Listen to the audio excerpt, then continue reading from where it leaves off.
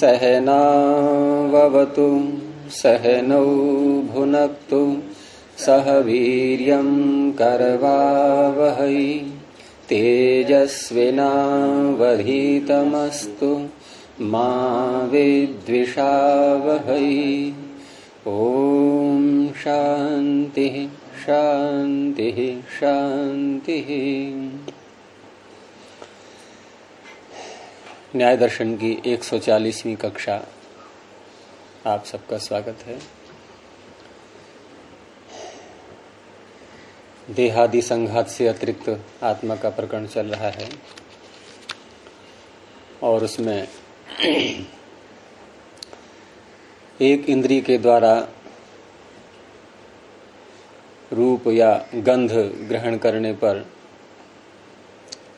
रस की स्मृति के कारण से दूसरी इंद्रिय में अर्थात रसना में विकार होने लगता है, उसमें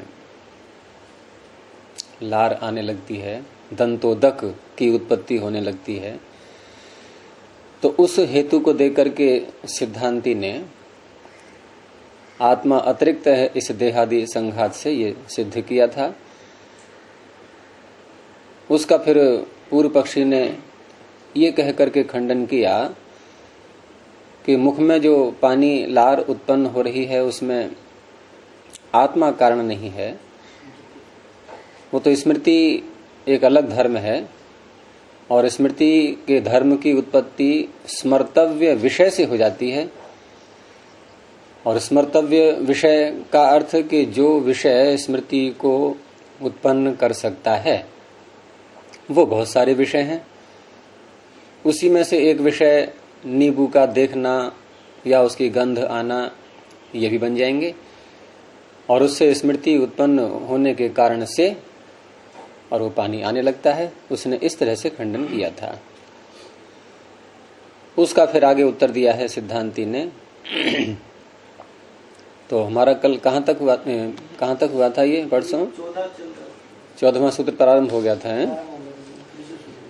तो उसमें फिर 14वें सूत्र में जो कहा था कि तदात्म गुण सद्भावाद अप्रतिषेधः,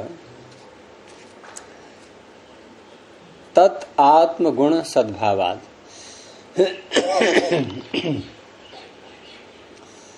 तत् से क्या लेंगे यहाँ? स्मृति। इस स्मृति के आत्मनः गुणः आत्मगुणः, आत्मगुणस्य भावः आत्मगुणत्वम्।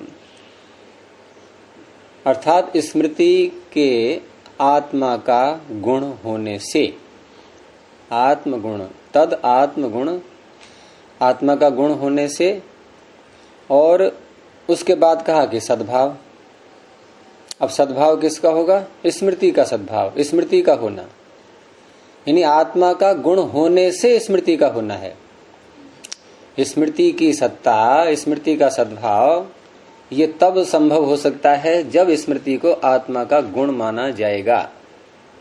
क्योंकि स्मृति गुण है, धर्म है, तो कोई गुणी या धर्मी होना चाहिए, तब उसका अस्तित्व संभव है।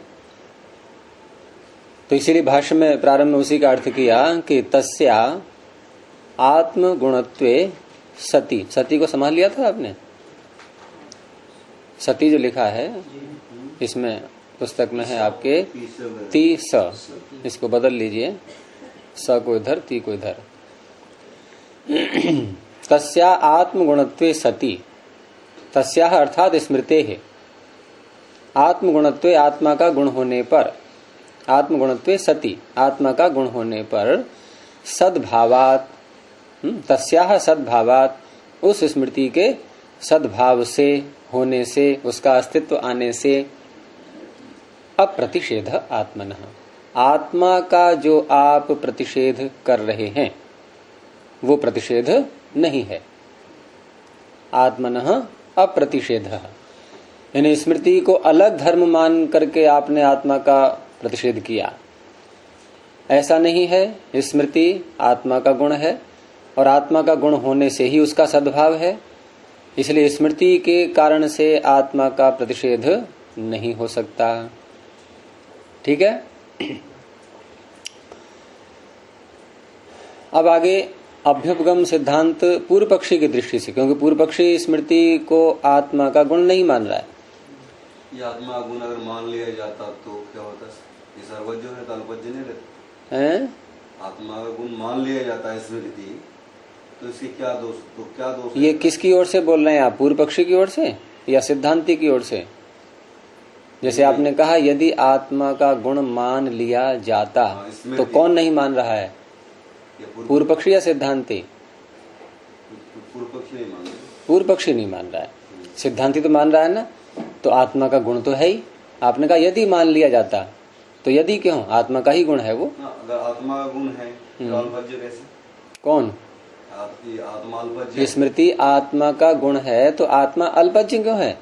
सिद्धांतों की दृष्टिकोण, सिद्धांत की दृष्टिकोण अगर मानते हैं ये स्मृति जी है आत्मा का गुण है। हाँ ठीक है, अनुभूत विषय संप्रमसाय स्मृति। हाँ तो फिर आत्मा का अल्पज्ञ क्यों माना जाता है?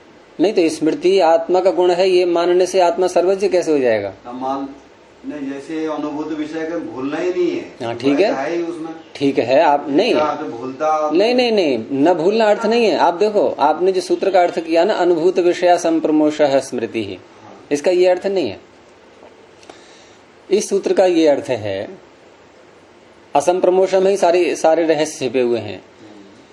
संप्रमोष कहते हैं अच्छी प्रकार से चुराना। प्रमोष का अर्थ क्या हुआ? चोरी। देखो, मोश चोरी, प्रमोश प्रकृष्ट चोरी, और सम लगा दिया, और सम लगा दिया, और अच्छी प्रकार। तो संप्रमोष अच्छी प्रकार से, प्रकर्ष रूप से जो चोरी है वो संप्रमोष हुआ।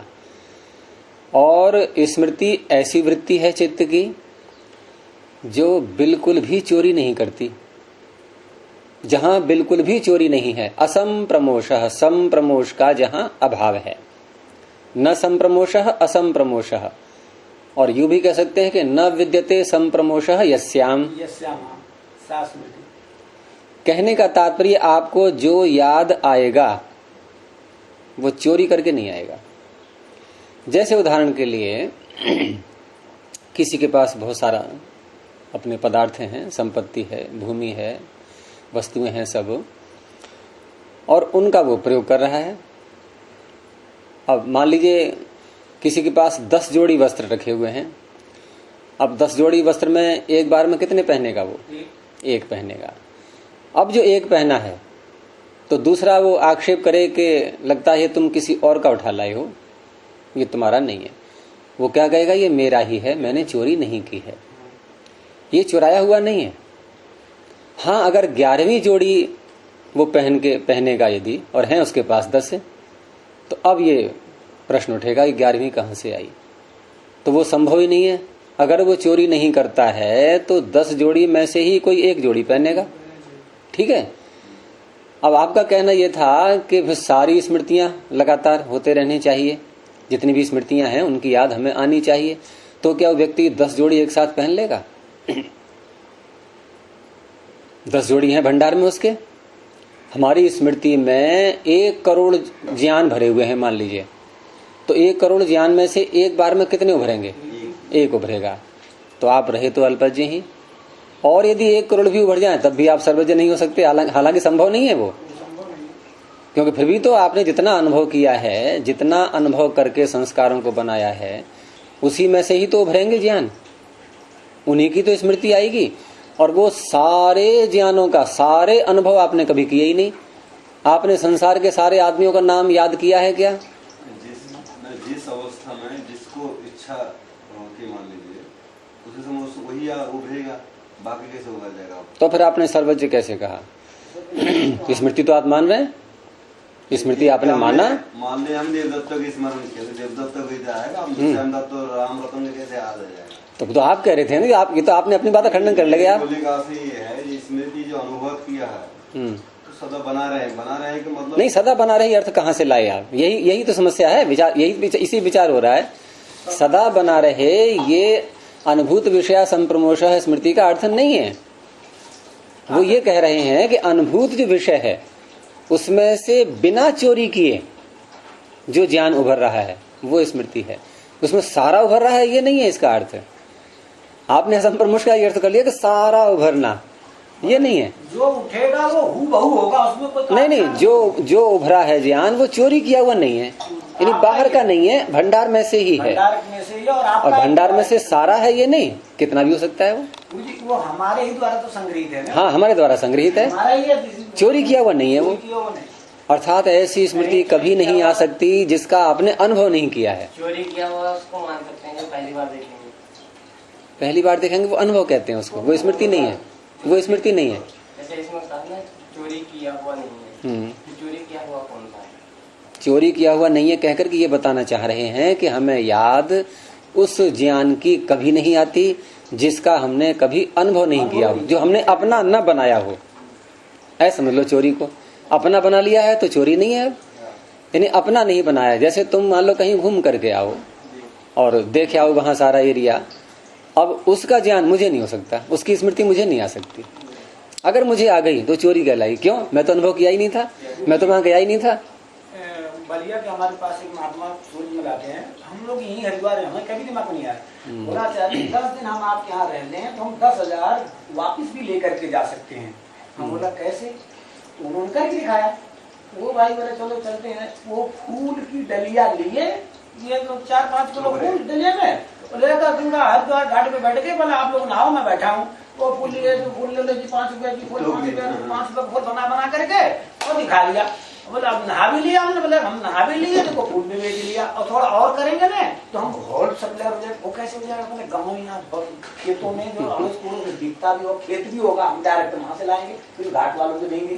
तो मतलब ये है कि वो उनका अनुभव ऐसा है, तो उन्होंने झट दिमाग में, हमारे दिमाग में ऐसा अनुभव नहीं आया। तो अनुभव ये है कि अनुभूत वाली बात जो हमने जो अनुभूत आपने तो सारा स्मरण होना जो है ना वैसा नहीं, वो सूत्र का अर्थ नहीं है और वो संभव ही नहीं है। तो वो अल्पज्यता तो रहेगी जीवात्मा की, वो तो उसका स्वभाव है अल्पज्यता। मन का सामर्थ्य उतना नहीं है, उतना धारण कर सकते मन का सामर्थ्य नहीं, मन का सामर्थ्य की बात नहीं। हम जितना अनुभव करेंगे मन धारण करेगा, लेकिन अनुभव करते समय प्रथम ज्ञान जो ग्रहण करते हैं हम, उसको करते समय हमारी एकाग्रता कितनी है ये उस पर निर्भर है। क्योंकि हम बहुत सी बातें भूल भी तो जाते हैं, तो वहां कोई शंका कर सकता कि भूल क्यों गए हम। जब हमने अनुभव किया था तो कम से कम भूलना तो नहीं चाहिए। हाँ, होना चाहिए। अब मान लो किसी व्यक्ति ने 1 लाख रुपए कमाए, थोड़े अलमारी में रखे, थोड़े इसमें रखे, थोड़े इस पर्स में रखे, थोड़े किसी को दे दिए, तू रख ले, थोड़े यहाँ, सब जगह करके उसने बांट दिया ऐसे करके। अब वो भूल गया कि मैंने किस किस को दिए, मुझे ध्यान ही नहीं आ रहा है। तो वहां कोई शंका कर सकता है नहीं कि भाई जब प्रत्यक्ष उसने सारा कार्य किया था, वो अनुभव था, तो क्यों भूल गया? क्योंकि उस समय उसकी एकाग्रता इतनी नहीं थी। हम कोई मंत्र सूत्र याद करते हैं, एक व्यक्ति जो है 5 मिनट में कर लेता है, एक व्यक्ति सारा दिन लगा रहा है, तो एक मंत्र नहीं याद होगा। एकाग्रता का अभाव, बुद्धि की तीव्रता, ये सारे उसमें तत्व हैं विद्यमान। तो यदि हमने हल्की एकाग्रता से अनुभव किया है, वो चाहे याद करने का हो, चाहे खाने का हो, चाहे देखने का हो, चाहे सुनने का हो, सारे ज्ञान ले लो सब, तो स्मृति उसकी धुंधली बनेगी। और धुंधली स्मृति कालांतर में अगर उसको हमने रिवाइज नहीं किया है, उसको नहीं उभारा है बार बार, वो समाप्त। तो उसमें सामर्थ्य की कमी होने, सामर्थ्य नहीं, अगर ज्यादा याद किया है और प्रबलता से किया है, एकाग्रता से किया है, वो रहेगा विद्यमान, वो रहेगा विद्यमान। नहीं जीवात्मा मुक्ति तक पहुंच ही नहीं पाएगा। अब ये सारे सूक्ष्म विषय हैं सब दर्शनों के, और धीरे धीरे हम यदि एकाग्रता से इनको ग्रहण करेंगे तो ये उपस्थित रहते हैं, और अन्य सारे दर्शनों की संगति भी लगती जाती है। ये नहीं होते हैं उपस्थित तो अन्यों की संगति लगाने में कठिनाई होती है। अच्छा, ये स्मृति है तो मन का गुण बन गया। हाँ, मन का धर्म है, ठीक है, लेकिन मन का धर्म होने पर भी ये संस्कार डाले किसने? ये संस्कार हैं किसके? आत्मा के। संस्कार तो आत्मा के हैं ना। तो यहाँ पर स्मृति सीधा आत्मा का हो गया। भाई चित्त उपकरण किसका है? मन या चित्त उपकरण किसका है? जीवात्मा का। तो जीवात्मा के लिए ही सब कुछ कर रहा है वो। तो मन का या चित्त का जो धर्म है स्मृति, स्मृति वृत्ति है, एक वृत्ति चित्त की होती ही है। तो चित्त की वृत्ति किसके लिए? संहत परार्थत्वात् पुरुषस्य। जितने भी पदार्थ मिलकर के बनते हैं, संहत होकर के बनते हैं, वो दूसरे के लिए होते हैं। संहत परार्थत्वात्। वो पर कौन है? वो पर पुरुष है। तो पुरुष के लिए ही स्मृति उठ रही है। तो गुरु जी ये स्मृति वृत्ति ही तो है कि हम कोई मंत्र जैसे विश्वान देव वगैरह जिसे हम व्याकरण पढ़ लिए हैं, थोड़ा नृत्य वगैरह कर लिए हैं, तो हम कोई मंत्र देखते हैं तो उसका अर्थ हमें आ जाता है। ये भरता जी हमारी स्मृति वृत्ति था, श्लोक देख के उसका अर्थ कर लेते हैं। और ये तो स्मृति वृत्ति तो है, और ये तो कृपा है ईश्वर की। हाँ? कि कभी कभी निमित्त सामने आया, आगे निमित्त गिनाए जाएंगे। हाँ। 27 निमित्त हैं स्मृति को भरने के। अच्छा। ये करणों में ये वृत्तियां उड़ती है ना, हैं? अपना ये जितने इंद्रियां हैं, हाँ। इंद्रिया अपना काम करेगा, अपना काम करेगा तो वृत्तियां भी उत्पन्न होगी। तो सबकी उनके लिए है क्या? हाँ, सबकी स्मृति बनती है। और इसीलिए स्मृति वृत्ति को सबसे अंत में रखा है योग दर्शन में। प्रमाण, विपर्यय, विकल्प, निद्रा अभी तक नहीं आई, 5वें में आई है। क्यों? प्रमाण से भी स्मृति, विपर्यय से भी स्मृति, विकल्प से भी स्मृति, निद्रा से भी स्मृति और स्मृति से भी स्मृति। मुझे याद आ रही है कि कल मुझे इस बात की याद आई थी। ये क्या है? स्मृति की स्मृति। जैसे आज मैं कोई चीज स्मरण कर रहा हूं, अब कल का दिन आएगा तो मैं कल क्या कहूंगा कि मैंने कल इस बात को स्मरण किया था। हो गई ना स्मृति की स्मृति। तो स्मृति वृत्ति ऐसी है, ये स्मृति से भी स्मृति बनती है। और आगे यहां तक वाक्य आएगा कि हमारे भी सारे व्यवहार, अन्य प्राणियों के भी सारे व्यवहार, सारे प्राणियों के व्यवहार और सारे व्यवहार, सारे प्राणियों के भी और सारे व्यवहार स्मृति से ही चलते हैं। स्मृतियों के मूल में कौन है? स्मृति के मूल में क्या कहना चाह रहे हैं? स्मृति की उत्पत्ति, मूल का मतलब स्मृति बनी कहाँ से? अनुभव से। अनुभव मतलब वही क्या है? प्रत्यक्ष ज्ञान। अनुभव प्रत्यक्ष ज्ञान को बोलते हैं। नहीं, वो तो वृत्ति हो गई, प्राण वो अलग है। अनुभव होता है प्रत्यक्ष ज्ञान से उत्पन्न ज्ञान, उसे अनुभव कहते हैं। जो प्रत्यक्ष ज्ञान होता है वो अनुभव है। जैसे आप धुआं देख करके अग्नि का ज्ञान कर रहे हैं, तो अग्नि का ज्ञान है, अग्नि है पर्वत पर, आगे चल करके आपको ये तो स्मृति आएगी कि मैंने कल धुआं देखा था और उस पर्वत पर अग्नि थी। लेकिन अग्नि की आकृति का स्मरण उभरेगा? इतनी इतनी ऊंची लपटें निकल रही थी, क्यों नहीं उभरेगा? उभरेगा, पहले बताइए, उभरेगा क्या?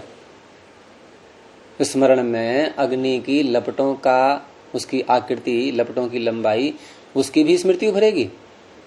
क्यों नहीं उभरेगी? देखा ही नहीं था। तो स्मृति किससे बनती है? क्या निश्चय हुआ? प्रत्यक्ष ज्ञान से। यह है स्मृति का मूल। अनुभव से स्मृति बनती है और इसीलिए स्मृति को कहते हैं अनुभूत ज्ञान। अनुभव नहीं, अनुभूत, क्योंकि भूतकाल हो गया अभी है, अनुभव कर लिया है, उसकी स्मृति बनती है। प्रत्येक इंद्रियों से हो सकता है। प्रत्येक इंद्रियों से तो 5 इंद्रियों से प्रत्यक्ष ज्ञान होता है, उसमें क्या बात है? प्रत्येक सही होगा। 5 ही ज्ञान है, 5 ज्ञान की स्मृति बनेगी और स्मृति की भी स्मृति बनती है, वो एक अलग चीज है। चलिए आगे। तो यदि स्मृति आत्मगुण, ये पूर्व पक्षी की दृष्टि से कह रहा है कि तुम स्मृति को नहीं मानते हो और तुम यदि स्मृति को मान लो तो ये समस्या हल हो जाएगी। यदि स्मृति आत्मगुण, इसमें वो क्या विराम लगा है आपके में? हटा दीजिए, अल्प विराम है, प्रश्न चिन्ह लगा है। हाँ, उसे काट दीजिए, उसे काट दीजिए। यदि स्मृति आत्मगुण, यदि स्मृति आत्मा का गुण है तो एवं सती, ऐसा होने पर ही, यानी आत्मा का गुण होने पर स्मृति ही उपपद्यते, स्मृति सिद्ध होती है। आत्मा का गुण नहीं मानेंगे तो स्मृति की सत्ता ही सिद्ध नहीं होगी। ये सद्भाव का कर रहे हैं अर्थ, जो सूत्र में सद्भाव शब्द आया हुआ है, तदात्म गुण सद्भावात। तो सद्भाव कब है? आत्म गुण, आत्मा का गुण होने पर। आत्मा गुण नहीं है तो सद्भाव नहीं होगा इसका। यहाँ अल्प विराम लगा लीजिए। फिर आगे कहा उसमें कि न अन्य दृष्टम अन्य स्मरति, अन्य के देखे हुए का, ये बार बार वाक्य पीछे भी आ चुका है, बार बार बोलते हैं इसको, ये पक्का सिद्धांत है कि अन्य के देखे हुए का, देखना यहाँ तात्पर्य सारे ज्ञान, जो भी अनुभवात्मक ज्ञान है। तो अन्य दृष्टम अन्य न स्मरति, अन्य के देखे हुए का अन्य स्मरण नहीं करता है। यदि आत्मा का गुण नहीं मानेंगे तो जो पीछे इंद्रियांतर विकार की बात कही गई थी वो संभव नहीं है केवल स्मृति को मानने पर, क्योंकि स्मृति फिर रहेगी ही नहीं। स्मृति की सत्ता कब होगी? जब ये आत्मा का गुण मानी जाएगी तब। इंद्रिय चैतन्य तो यदि इंद्रियों को ही पृथक पृथक चेतन माना जाएगा, इंद्रियों की चेतनता मानने पर, इंद्रियों के चैतन्य होने पर नाना कर्तृकाणाम विषय ग्रहणानाम अप्रतिसंधानम, नाना कर्ता हैं जिनके ऐसे विषयों का ग्रहण, ग्रहण माने ज्ञान, विषय ग्रहणानाम विषयों का ज्ञान, और विषयों का ज्ञान वो कैसा है ज्ञान? भिन्न भिन्न करता है जिसके। नेत्र ने देखा, नासिका ने सूंघा, तो देखने का कर्ता नेत्र, गंध का कर्ता सूंघने का कर्ता नासिका, और चखने का कर्ता रसना। ये भिन्न भिन्न हो गए। तो विषय ग्रहणानाम नाना कर्तृकाणाम अप्रतिसंधानम, इनका जोड़ मेल एक स्थान पर मिलाना, इनको तीनों को या पांचों ज्ञानों को ले लो, ये संभव नहीं है, क्योंकि पृथक पृथक चेतन है इंद्रियां। आंख ने देखा है तो वो ज्ञान आंख के पास ही है, वो ट्रांसफर होकर के रसना के पास नहीं पहुंचेगा। रसना यदि चख रही है किसी वस्तु को, तो रसना के अंदर ये ज्ञान नहीं उभरेगा कि जिसको मैंने देखा था उसी को चख रही हूं। ऐसा ज्ञान उभर सकता है क्या सत्यपति जी? ऐसा उभरेगा ज्ञान? रसना चखते समय क्या ऐसा ज्ञान उभरेगा उसमें, रसना में, कि जिसको मैंने देखा था? मैं शब्द का प्रयोग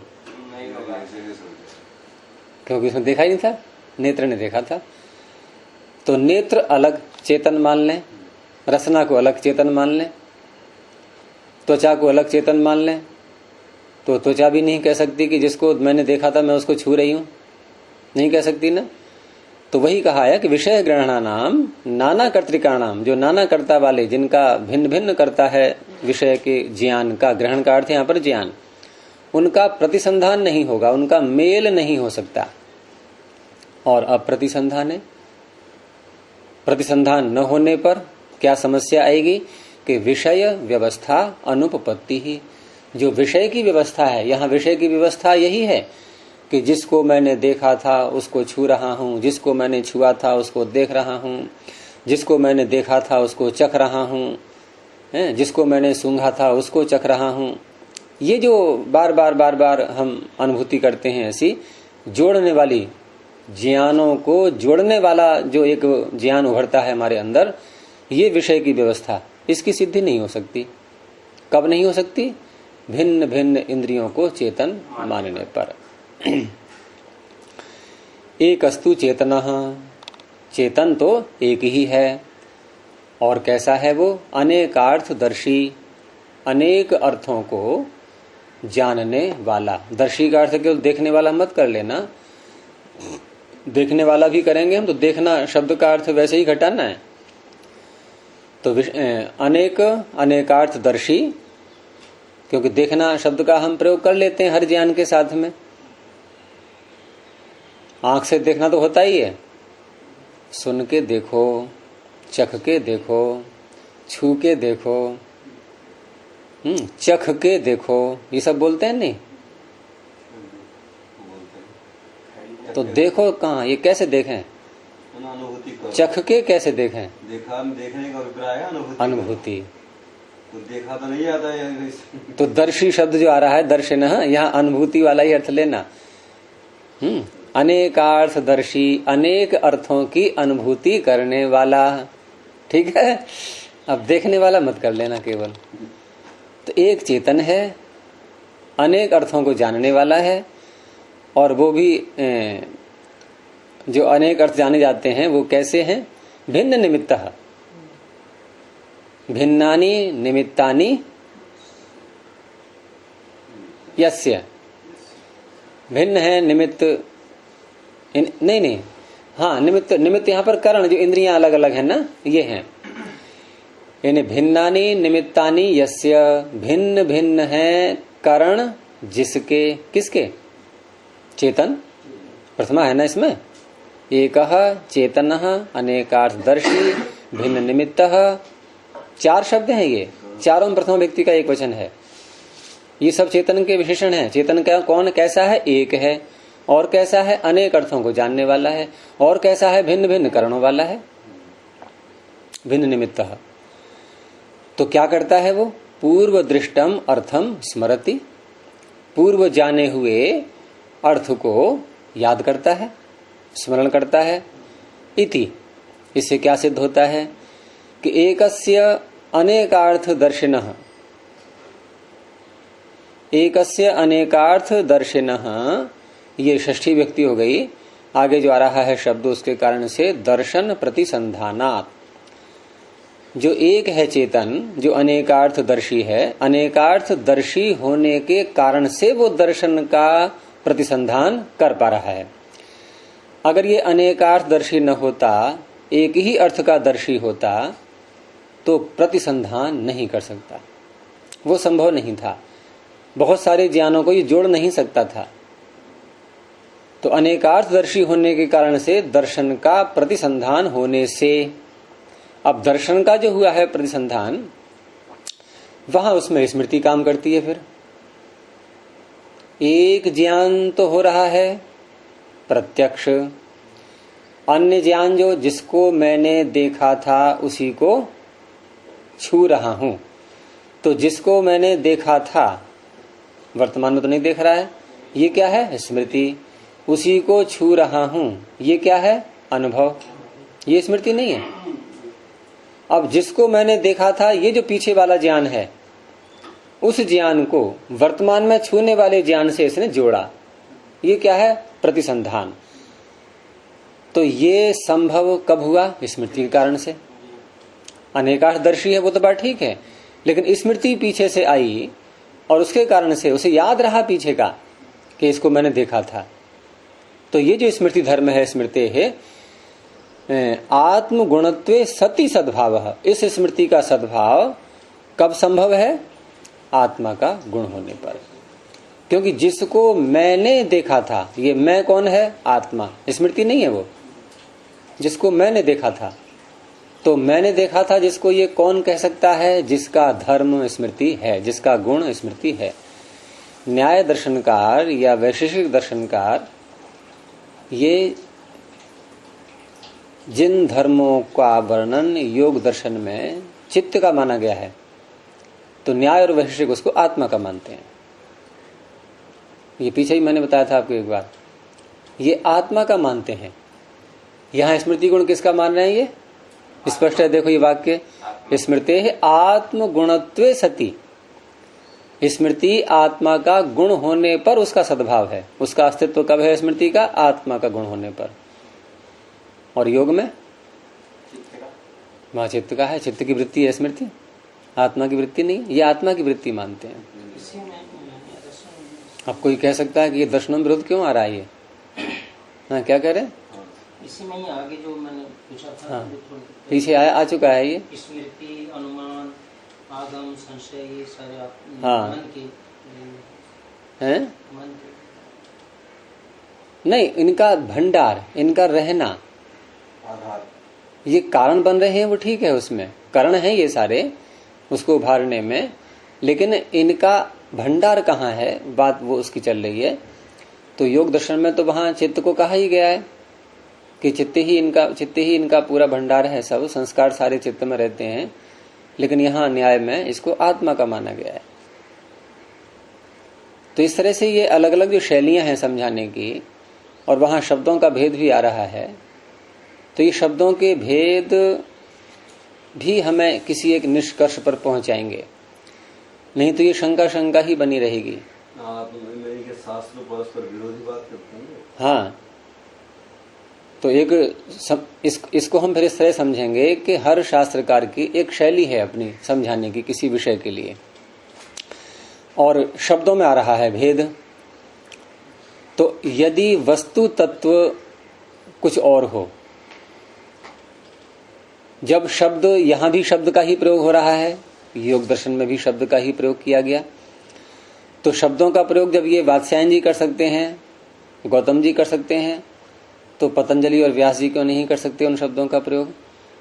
और अगर वही बात सत्य है पतंजलि व्यास वाली, तो उसका प्रयोग इन्होंने क्यों नहीं किया? फिर इनकी बात सत्य है तो उन्होंने क्यों नहीं प्रयोग किया? शैली में भेद क्यों आया? ये प्रश्न उठेगा ना।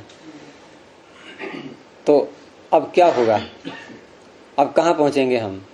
यदि भी चर्चाएं इसमें ऐसी नहीं आई कहीं, लेकिन एक बात तो भरती है, शंका तो सामने आ ही रही है कि ऐसा क्यों हो रहा है ये। तो क्या निर्णय करना चाहिए? आप लोग बताओ, क्या होना चाहिए फिर? काल के हिसाब से क्या काल के हिसाब से? काल के हिसाब से है कि उस टाइम काल के हिसाब से वस्तु तत्व बदल जाएगा क्या? वस्तु तत्व नहीं बदलेगा। यानी कभी कभी काल के हिसाब से ये चित्त के धर्म बन जाते हैं, कभी कभी काल के हिसाब से ये आत्मा के धर्म बन जाते हैं। दूसरों को समझाने के लिए। तो दूसरों को समझाने के लिए हम जो बात है वही क्यों नहीं बोलते सीधे? हम कभी चित्त के धर्म बोले हैं, कभी आत्मा के धर्म बोले हैं, ये भेद क्यों आ रहा है? ये प्रश्न उठेगा ना, ये भेद क्यों आ रहा है?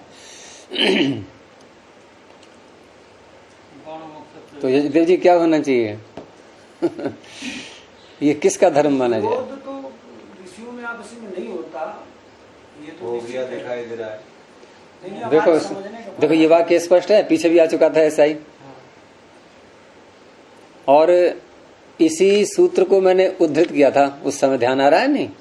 जब पीछे ये प्रकरण आया था तो मैंने कहा था कि आगे जा करके आत्मा का गुण माना गया है इसको, स्मृति को। यही इसी सूत्र को बताया था मैंने। कारण कि ये आत्मा के कारण है। कारण तो चार हमने बनाए हैं अपने भेद के आधार पर।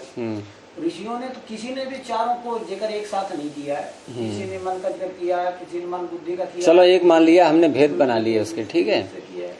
हम अंतःकरण को एक शब्द से ही बोल दो तब भी कोई बात नहीं है। प्रश्न ये नहीं है, प्रश्न ये है वो उसी का तो रहेगा। वो स्मृति जब है, एक स्मरण करके स्मृति है, वो है आत्मा का ही तो है, तो आत्मा की गुण कहलाएगी वो। आत्मा का गुण कहलाएगी, ठीक है। ऐसा ये भी कह रहे हैं। लेकिन बात ये हो रही है कि फिर योग दर्शन में चित्त की वृत्ति क्यों कहा गया स्मृति को? है ना, कि चित्त का धर्म है ये। वहां इस तरह से बोला जाए, चित्त एक द्रव्य माना गया है वहां। और द्रव्य में धर्म होता ही, द्रव्य का धर्म होता ही है। मानते हुए उन्होंने उसको माना है। हाँ, तो आपका वाक्य थोड़ा ढीला पड़ गया ना, शिथिल। अब मतलब समस्या आ रही है कुछ बोलने में। ये तो हो ही रहा है ना, इन्हें उलझन है कुछ है। क्योंकि स्पष्ट यहाँ वर्णन आ रहा है कि स्मृति आत्मा का गुण है, और योग में आ रहा है कि चित्त का धर्म है, ये चित्त का गुण है, और चित्त में रहती है स्मृति, ये भी स्पष्ट है वहां। और ये कह रहे हैं कि आत्मा में रहती है, इनका भी स्पष्ट है बिल्कुल। समाधान क्या होगा? तो जब दो बातें ऐसी आती हैं तो एक अन्य बात भी तो निकलती है कि न तेरी न मेरी। एक बीच का निकालते हैं नहीं, कि न तेरी है न मेरी है। ये होता है ऐसा कि आपकी भी नहीं, मेरी भी नहीं। तो एक तीसरी बात कहनी पड़ेगी फिर। वो तीसरी बात की ओर मैंने पहले भी संकेत किया था कि ये जो याद कराने का कार्य है, याद कराने का, याद दिलाने का, ये जो काम है, ये परमात्मा का है। हाँ, वहाँ भी एक कहानी के रूप में आना, तेरी ना मेरी। एक बच्चे ने, जिस बच्चे के वास्तविक बच्चे हैं, वो बोले मेरा बच्चा, बोले मेरा बच्चा। जब एक ने जब निर्णय दिया इसलिए इसमें काटो, तू आधा ले ले, तू आधा ले ले। जो वास्तविक बच्चे हैं जिसका है, वहां तो ठीक है, वहां तो नहीं, इसको दे दो। आपके इस उदाहरण में उन दोनों में से ही एक का निकला। आपके इस उदाहरण में उन दोनों में से ही एक का निकला, लेकिन यहाँ इन दोनों में से एक का भी नहीं है। तो यहाँ ये वाली बात तो है कि स्मरण कराने वाला कार्य परमात्मा का, चित्त तो परमात्मा का है। अच्छा, अब बात आती है जब परमात्मा का कार्य है स्मरण कराने का, तो परमात्मा को ये भी पता होना चाहिए कि आपने पीछे क्या क्या याद किया है, क्या क्या अनुभव किया है। ये चित्त है, तो ये आत्मा का धर्म नहीं होगा है? आत्मा का धर्म नहीं होगा चित्त। वही तो बात चल रही है कि योग न्याय कह रहे हैं, न्याय कह रहा है कि चित्त अर्थात स्मृति स्मृति शब्द से ही बोलो यहाँ पर, आत्मा का धर्म है, आत्मा का गुण है। योग कह रहा है स्मृति चित्त का धर्म है, यानी कि मन का। ये मन का नहीं मान रहे, ये आत्मा का मान रहे हैं। उसके लिए ये बात चल रही है। योग दर्शन जो है आत्मा का नहीं मानता है, ये आत्मा का मान रहे हैं। मन भी तो आत्मा का ही गुण है। हाँ, तो मन भी गुण है, वो ठीक है। तो फिर उसी मतलब थोड़ा दूर का रिश्ता हो गया। मन गुण नहीं है, तुमने कहा मन भी आत्मा गुण है। मन गुण नहीं है, मन द्रव्य है, मन द्रव्य है और चित्त भी द्रव्य है। चित्त मन तो एक ही बात हो गई, योग की भाषा में चित्त और मन एक ही हो गए, तो वहां तो वो द्रव्य हो गया। और स्मृति जो है ये द्रव्य नहीं है, ये धर्म है। स्पष्ट यहाँ वर्णन आ चुका है, अब तो इसमें कोई संदेह नहीं है। और योग भी उसको द्रव्य नहीं कह रहा है। इसमें दोनों ऋषि एक मत हैं। बात यहाँ आके अटकती है कि एक ऋषि स्मृति को चित्त का धर्म मान रहा है, एक ऋषि उसको आत्मा का धर्म मान रहा है। तो जैसा मैंने कहा कि यहाँ हम यदि परमात्मा को ले आए, वो हाँ वो समष्टि का, ये समष्टि की बात कर रहे हैं ये गौतम जी। हाँ, और पतंजलि जो है वो व्यष्टि चित्त की मन की बात करते हैं, ये समाधान नहीं होगा। तो वहां यदि हम परमात्मा को ले आते हैं बीच में कि परमात्मा ही हमें याद कराता है, तो वहां फिर ये आगे बात बढ़ेगी कि परमात्मा याद तब करा पाएगा जैसे बच्चों के बहुत से कार्य माता पिता को ध्यान रखना पड़ता है कि इसको कब क्या चाहिए। छोटा बच्चा है मान लीजिए, तो माँ को ध्यान रखना पड़ता है कि कब इसको क्या चीज देनी है, क्या करना है इसके साथ में, कब नहलाना है, कब भोजन देना है, कब क्या करना है। तो माँ को जब ये ध्यान जब ये करेगी कार्य, तो माँ को ध्यान रखना पड़ेगा, नहीं माँ को याद रखना पड़ेगा। तो ऐसे ही हमने क्या क्या पीछे अनुभव किया है वो सारा परमात्मा को ध्यान रखना पड़ेगा, तभी तो हमें याद दिला पाएगा समय समय पर। और क्योंकि पीछे बात आ ही चुकी है कि हमें वो बात कभी याद नहीं आ सकती जो उसको अनुभव नहीं किया हो हमें, तो ईश्वर हमें ऐसी कभी याद दिलाएगा नहीं। तो ईश्वर को पूरा पता होना चाहिए कि हमने क्या क्या अनुभव किया है। अब वहां एक प्रश्न उठ सकता है आगे चल करके कि अनुभव में हम जो ज्ञान ग्रहण करते हैं, अनुभवात्मक ज्ञान, अब मान लो मैंने कोई मीठा पदार्थ खाया, तो मीठा पदार्थ खाने में मिठास भी आई। एक तो मैंने खाया, एक तो ये ज्ञान, ये अलग ज्ञान है। मैंने रसगुल्ला खाया, तो रसगुल्ला शब्द का ज्ञान, रसगुल्ले की आकृति का ज्ञान, ये भी ज्ञान है। ज्ञान बहुत सारे भरे हुए हैं इसमें, लेकिन रसगुल्ले की गंध ऐसी है और रसगुल्ले की मिठास ऐसी है, उसका ज्ञान क्या ये भी ईश्वर को हुआ? ईश्वर ने हमारे अनुभव को याद रखा, तो हमने जो मिठास का अनुभव किया, जैसी मिठास हमें लगी, क्या ऐसी मिठास ईश्वर को भी आई? मिठास का ज्ञान तो है ही, ऐसा मिठास नहीं। ईश्वर को इतना पता है कि इसको मिठास का ज्ञान है, या यही पता है कि इसने मिठास कैसी अनुभव की थी? हाँ, वो भी ज्ञान है। ये संभव नहीं है। फिर क्या होगा पता है? हमें कहीं दुर्गंध आई, सुगंध की बात तो छोड़ दो, तो और हम दुर्गंध में परेशान हो जाते हैं। परेशानी का ज्ञान, दुर्गंध का ज्ञान, ये भी ईश्वर को होगा। वो भी परेशान होगा उस काबल में, अरे जीव परेशान हो रहा है, मुझे याद रखना है इसका, मैं भी परेशान हूँ। जैसे कहते हैं बच्चों के साथ व्यवहार करने के लिए बच्चा बनना पड़ता है। ज्ञान तो होना अलग है और उससे दुखी होना अलग हो जाएगा। परेशान कैसे होता अच्छा, दुखी होने का ज्ञान होता है कि नहीं? हाँ। मैं दुखी हुआ था, पीछे स्मृति आ रही है। हाँ। और स्मृति दिलाई परमात्मा ने, और परमात्मा ने उस दुखी होने की अनुभूति को मेरी को सहेज करके रखा था। तो सहेज करके कब रखा कि वो भी उसमें तन्मय हुआ था। वो भी तो कैसे सहेजा उसने? ये कुछ विचारणीय विषय हैं, आप लोग करना विचार इस पर, चिंतन करना धीरे धीरे। परमात्मा सर्वज्ञ है पहले से, और ऋषियों का अंतर्कर्म ज्ञान दिया पहले से। इसने कहने के आत्मा का गुण ये है, क्या नाम है? बात वो नहीं हो रही है जो आप बोल रहे हैं, वो नहीं बात नहीं हो रही है। बात ही हो रही है कि अनुभवात्मक ज्ञान जितना हमें होता है। अगर नहीं मानेंगे तो फिर ऐसा लगेगा कि परमात्मा का ज्ञान अल्प है। अगर मान लो रसगुल्ले की मिठास का जैसे ही मिठास हमको ऐसे पदार्थ तो नहीं होगी। देखो, रसगुल्ले में मिठास है, एक ये ज्ञान अलग है, और एक मिठास का अनुभव होना ये एक अलग ज्ञान है। वो ज्ञान ईश्वर को नहीं हो सकता, वो संभव नहीं है, और उसमें उसकी सर्वज्ञता खंडित नहीं होती है। ज्ञान का होना अलग और सुखी दुखी होना अलग चीज है। क्यों नहीं होगी? नहीं, उससे खंडित नहीं होती, क्योंकि ये जो धर्म है, जो भोगात्मक जो अनुभव होते हैं हमें, ये जीवात्मा के कार्य हैं। ये जीवात्मा के से जुड़ेंगे। ये ईश्वर के अंदर भोगात्मक अनुभव कभी नहीं होते। ज्ञानात्मक अनुभव सारे ले सकते हो आप, लेकिन भोगात्मक अनुभव, क्योंकि सांख्य में सूत्र 2 आए हुए हैं कि चिदवसानो भोग। भोग उसे ही कहते हैं जिसकी समाप्ति जाकर के चेतन अर्थात आत्मा पर, जीवात्मा पर हो, और इसमें यह नहीं घटेगा। भोगात्मक अनुभव परमात्मा को नहीं होते। तो यह है विषय। ठीक है, आगे विचार करते रहना, समाधान निकलेगा कभी न कभी।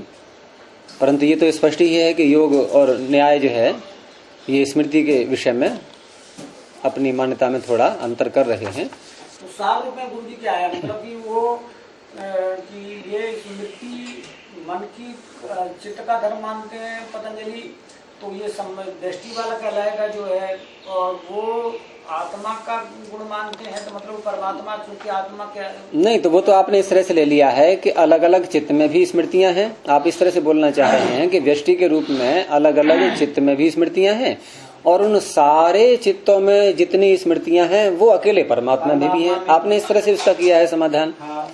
तो उस तरह समाधान करने में शंका फिर वही रहेगी कि अलग अलग व्यष्टि के रूप में जो चित्त का धर्म स्मृति माना गया, तो इन्होंने क्यों नहीं कहा वो बात, इन्होंने आत्मा का क्यों कह दिया है? सूत्र गुरु जी दोनों में क्या समानता, क्या शैली करें जो आप बता रहे थे ना, बात बिखर गई नहीं। हाँ, तो वो तो नहीं, पहले मैंने जो शंका उभारी थी वही तो है कि व्यष्टि के रूप में योग चित्त को कह रहा है, ये कि स्मृति इसका धर्म है, और व्यष्टि के रूप में यहाँ एक एक आत्मा के लिए ये कह रहा है। वात्स्यायन यहाँ ये कह रहे हैं कि एक एक आत्मा उसका धर्म है स्मृति। स्मृति जो धर्म है ये एक बता रहा है आत्मा का, एक बता रहा है चित्त का। शंका यहाँ पर है। समष्टि के रूप में ठीक है हम परमात्मा को ले लें, लेकिन परमात्मा के वो हम जब समष्टि बोलेंगे तो वो सारे जीवात्माओं के अंदर जो स्मृति है उसका ज्ञान है उसको, या सारे चित्तों के अंदर जो स्मृति है उसका ज्ञान है उसको।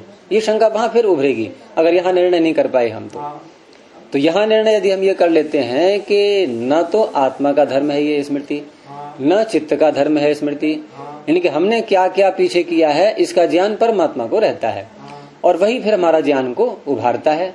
आगे चल करके समय समय पर निमित्त आने पर वो हमारा ज्ञान उभारता है।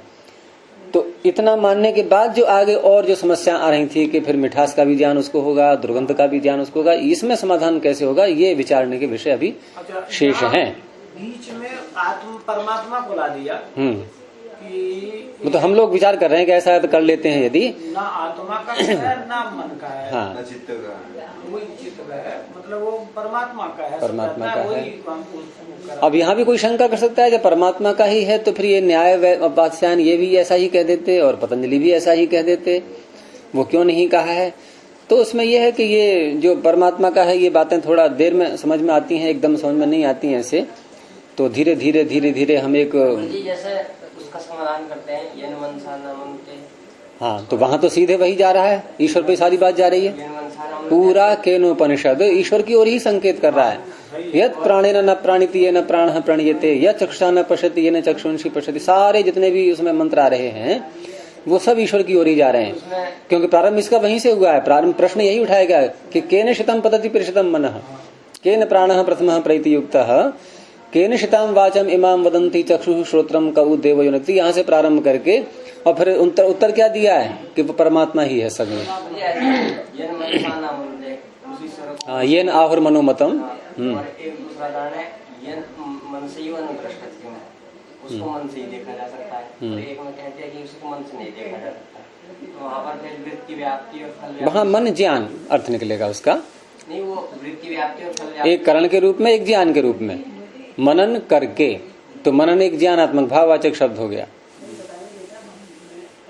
वो तो वहाँ पर लेकिन करण के रूप में लेंगे तो वहां स्पष्ट कह दिया यन मनसा न मनुते येन आहुर मनुमतम तदेव ब्रह्म त्वं विद्धि नेदम यद इदम उपासते। वहां करण के रूप में है। तो करण जो मन है हमारा, ये भी बिना परमात्मा के ये भी अपना कार्य नहीं करता। सारी इंद्रियों के लिए वहां ऐसे ही कह दिया है प्रतीक के रूप में। वेदांत में तो उसको वृत्ति व्याप्ति और फल व्याप्ति के माध्यम से समझा देते हैं। वो तुमने जो वेदांत पढ़ा है ना, वो दूसरे प्रकार का है, नव वेदांत। ये उलझन आएगी तुम्हें शब्दों में, क्योंकि नव वेदांतियों ने बहुत जटिल शब्द डाल करके और बहुत उलझन उत्पन्न कर दी है। और तुम सीधे जो है उसको सूत्रों के अनुसार ही देखोगे, और इन्होंने ब्रह्ममुनि जी ने भाष्य लिखा है उसके आधार पर, तो बहुत सरल लगेगा। करेंगे उसको, आगे चलाएंगे उसके लिए। चलिए आगे देखते हैं और थोड़ा। अच्छा जी, जैसे ये ईश्वर को ये माना जाता है कि यदि अशुद्ध पदार्थों में रहते हुए भी स्वयं अशुद्ध नहीं होता है। हाँ, तो वो तो उसमें उपनिषद में भी दिया हुआ है कि वायुर्यथैको भुवनम प्रविष्टो रूपम रूपम प्रतिरूपो बहुव एक तथा सर्वभूतांतरात्मा रूपम रूपम प्रतिरूपो बहिश्च। ऐसे अग्निरथैको भुवनम प्रविष्टो, वो सारी वस्तुओं में है लेकिन उससे लिप्त नहीं होता। ऐसे ही वो ज्ञान मात्र, जानने मात्र से वो दुखी हो सुखी हो ऐसा नहीं होता। दुख सुख की अनुभूति वाली बात नहीं है। यहाँ तात्पर्य है कि ज्ञान जो जीव को हुआ कि मुझे बुरा लगा, मुझे दुर्गंध बुरी लगी, मुझे कड़वाहट अच्छी नहीं लगी, तो कड़वाहट का अनुभव करके उसने ऐसा कहा कि मुझे अच्छी नहीं लगी। ये कड़वाहट का अनुभव, ये दुर्गंध का अनुभव जो हुआ, इसकी स्मृति बनेगी। और हम कह रहे हैं कि स्मृति ईश्वर में जा रही है हमारी सारी, तो ईश्वर ने भी क्या दुर्गंध का अनुभव किया था। अनुभव ठीक है, दुखी नहीं हुआ मान लिया, अनुभव नहीं करेगा तो फिर सर्वज्ञ नहीं कहलाएगा। हैं? अनुभव नहीं कर पाएगा। नहीं, अनुभव यदि उसने हाँ तो हमारी याद नहीं रख पाएगा वो। और अनुभव किया है और बिना दुख के किया है, तो फिर दुख वाली जो स्मृति हमारी आ रही है वो कहाँ से आएगी फिर? नहीं, दुख इस प्रकार का होता है, इतना तो अनुभव हो ही जाएगा। दुख इस प्रकार का होता है। ये हमने क्या अनुभव किया है? हमारे अनुभव से जोड़ो ईश्वर के अनुभव को। हमने क्या अनुभव किया? हमने क्या ये अनुभव किया कि ये दुख इस प्रकार का होता है उस काल में जब दुख हो रहा है, कड़वी वस्तु खा रहे हैं, दुर्गंध आ रही है, दुख अनुभव हो रहा है, या कहीं पीड़ा हो रही है और वहां हमारी इस जो है अनुभव एक अन्य प्रकार का है, तो दुख भी साथ में जुड़ा हुआ है। नहीं, अनुभव के दुख की भी तो स्मृति बनती है। वो दुख की स्मृति हमारी ईश्वर तभी तो भरेगा कि जब वो भी दुखी हुआ है उस काल में। वो दुख ज्ञान उसने ग्रहण किया है, अनुभव किया है, उसको भोगा है तभी तो उसकी स्मृति हमारी पकड़ पाएगा। वो बिल्कुल हम जैसा मानना पड़ेगा फिर उसको। तो ये थोड़ा विचारणीय विषय है कि कैसे वो हमारी याद रख पाता है, किस तरह से याद रखता है वो। और हम याद नहीं रख पाते हैं ये तो स्पष्ट है, क्योंकि हम एक काल में एक ही ज्ञान ग्रहण कर पाते हैं, स्मृति भी एक ही आ पाती है एक काल में। अब जो प्रवाह चल रहा है स्मृतियों का, ये इसमें हम ये भी मानते हैं कि इसमें हम तो कारण नहीं है, हम तो एक एक करके उठा नहीं रहे स्मृति को। अगर ऐसा लग रहा है तो हमें ये भी पता रहना चाहिए कितनी स्मृतियां हैं, कौन सी उठा रहे हैं, कहाँ से उठाएं, किधर से उठाएं, कि हम ये नहीं उठाएंगे ये उठाएंगे, पूरा कंट्रोल रहना चाहिए। लेकिन ऐसा तो कुछ भी नहीं होता है। बिना हमारे प्रयास के अचानक कोई व्यक्ति सामने आया और पहले हमने जिसको देखा है तो उससे पूर्व जुड़ी हुई एकदम सारी बातें आ जाएंगी। ये तो परमात्मा को मान लो ऐसा है कि परमात्मा को मान लिया जाए, दुख का ज्ञान तो है, दुख का अनुभव जीवात्मा के लिए छोड़ के आप कोई भी जितने भी अनुभव, तो उसकी स्मृति कैसे करेगा फिर? यही तो है, ज्ञान से करेगा ना। कौन ज्ञान से करेगा? मान लो उसको दुख का ज्ञान है तो दुख वाले ज्ञान से कर लेगा। नहीं, दुख का ज्ञान जीवात्मा को हुआ तो दुख के ज्ञान की स्मृति कैसे उभरे? अब परमात्मा को दुख का ज्ञान तो पता है ना, ऐसे अनुभव में। परमात्मा को तो दुख के स्वरूप का पता है, लेकिन हम तो अज्ञानता में दुख भोग रहे हैं ना, हमें स्वरूप का नहीं पता। तो हमारा जो अज्ञानता वाला दुख है, अज्ञानता के दुख की जो अनुभव हुआ है उसकी स्मृति जो बनी है वो कैसे उभरेगी अब? क्योंकि ईश्वर को ज्ञान हो तो उभरे। ईश्वर को ज्ञान दुख का ही तो है कि दुख ऐसा होता है, लेकिन दुख में दुखी होते हैं ये तो ज्ञान नहीं है ईश्वर को। दुख में दुखी होते हैं ये ज्ञान तो ईश्वर को नहीं है ना, ये ज्ञान जीव को है। तो इसकी जो स्मृति बनी वो कैसे उभरेगी अब? ये प्रश्न है। वो तो एक अलग हो गया कि ये जीवात्मा ऐसे दुख में दुखी होते हैं, ये ज्ञान तो ईश्वर को हो गया। लेकिन जो दुख हुआ है जिस जीव को, उसकी स्मृति जो बनी वो कैसे उभरेगी? चलो सोचना फिर आगे। और तो एकस्तु चेतनः अनेकार्थदर्शी भिन्न निमित्तः पूर्वदृष्टम अर्थम स्मरति इति एकस्य अनेकार्थदर्शनो दर्शन प्रतिसंधानात् स्मृतेः आत्मगुणत्वे सति सद्भावः। आत्मा का गुण मानने पर स्मृति का सद्भाव होता है। और विपर्यय, अगर आत्मा का गुण नहीं मानते हैं तो इंद्रियां अलग अलग चेतन हो जाएंगी, अर्थात भिन्न भिन्न चेतन इंद्रियों को मानते हैं, संघात से अतिरिक्त आत्मा को नहीं मानते, तो अनुपपत्ति ही, फिर इसकी सिद्धि नहीं हो सकती। अब जो वाक्य कहा है इसकी चर्चा कर रहा था मैं कि स्मृत्याश्रयाः प्राणभृताम सर्वे व्यवहाराः, यहाँ आप पूर्ण विराम लगा लीजिए, इनके में नहीं है। और आत्मलिंगम के आगे से हटा दीजिए, आत्मलिंगम के आगे से हटा दीजिए विराम को, इधर लगाइए। तो स्मृति के आश्रित प्राणभृताम प्राणियों के सर्वे व्यवहाराः, सारे व्यवहार, छोड़ा नहीं कोई भी, सारे व्यवहार चल रहे हैं। अब आप बताओ कोई सा व्यवहार ऐसा ढूंढो कि जहां स्मृति की भूमिका नहीं है बिल्कुल भी। बोलो, कोई कल्पना करो, ऐसा कोई ज्ञान लाओ जिसमें पीछे की स्मृति बिल्कुल ना आए। बोलो, कुछ भी नई चीज देखेंगे। बोलो ना, बोलो, मैं वही कह रहा हूँ, शब्द बोलो। नहीं, बोलो, बोलो उसके लिए, बोलो उसके लिए। मैंने देखा, मैंने सुना, मैंने चखा, कुछ कोई चीज लाओ सामने। कीनू हो गया है? कीनू मान लो। क्या चीज? कीनू चीनू? कीनू कीनू कीनू नहीं होता, जैसे संतरे जैसा होता है। हैं? कीनू कीनू बोलते हैं, कीनू होता है। टिन्नू? कीनू कीनू नहीं है, संतरे जैसा ही संतरे होता जैसा। है। संतरे जैसा मैं किन्तु पहली बार सुन रहा हूँ। चलो, कोई फल है, फल है कोई? क्या होता है? चलो अब संतरे बोलो, जैसा होता है। अब बोलो वाक्य के संतरे जैसा कोई फल तीनों आया सामने। तो क्या कहना चाह रहे हो इसमें? ज्ञान कौन सा? पहले ज्ञान पकड़ो, ज्ञान कौन सा लेना है इसमें से? प्रत्यक्ष हैं? प्रत्यक्ष ज्ञान। प्रत्यक्ष ज्ञान में, स्मृति नहीं है जो पहली प्रत्यक्ष बार ज्ञान में, हाँ ठीक है, स्मृति नहीं है। प्रत्यक्ष ज्ञान में क्या जाना हमने कि ये कीनू है, मतलब ये ऐसा होता है, ये हैं? लाल है, गोल है, नहीं, ये तीनू है, ये तीनू है, ठीक है, ये जाना। ये तीनू शब्द कहाँ से आया? ये सुन लिया ना मैं किसी से। किसी से सुन लिया, तो जिससे तुम सुनते हो कभी वो सब तीनू ही होता है। कीनू कीनू हाँ, जब जब तुम सुनोगे किसी से वो तीनू ही होता है। संतर रख दो ना, किन्नों के क्यों जा रखे हो? शब्द में नहीं समझ। नहीं, व्याप्ति करनी पड़ेगी ना फिर कि जब जब हम कुछ अरे सुनो ना, नया महात्मा सर करें लब्बे थे, नया महात्मा प्रोफेसर लब्बे, छोड़ो इसको, चल मार पड़ो। नहीं, ऐसा एक भी ज्ञान नहीं हो सकता। कोई बोल के देख लो अच्छा, कि जहाँ पीछे की स्मृति है। कोई जैसे कहे कि उदाहरण देने लगे कि मान लो कोई बच्चा है और उसके सामने एक ऐसा प्राणी जिसने उसने उसको देखा ही नहीं है कभी भी, वो प्राणी आ गया, हाँ ठीक है। अब वहां कोई कह सकता है कि देखो ये बच्चे में पीछे की स्मृति कोई नहीं, पहली बार देख रहा है वो। तो पहली बार देख करके क्या अनुभव कर रहा है वो, हम उसके अनुभव को पकड़े पहले। एक वैसा बच्चा ले लो, कुछ जानता है, मतलब 10-15 साल का है मान लीजिए, बच्चे क्या या बड़े को ले लो, कीनू ये आपके सामने रख दिया हैं? ये कीनू है ना, भी कीनू कीनू कीनू बोल रहा था आपके सामने, आपको जानकारी नहीं है आपको। उपमान अच्छा, नहीं मुझे नहीं है कुछ भी, लेकिन मैं उसको देख रहा हूँ, देख करके क्या अनुभव कर रहा हूँ मैं।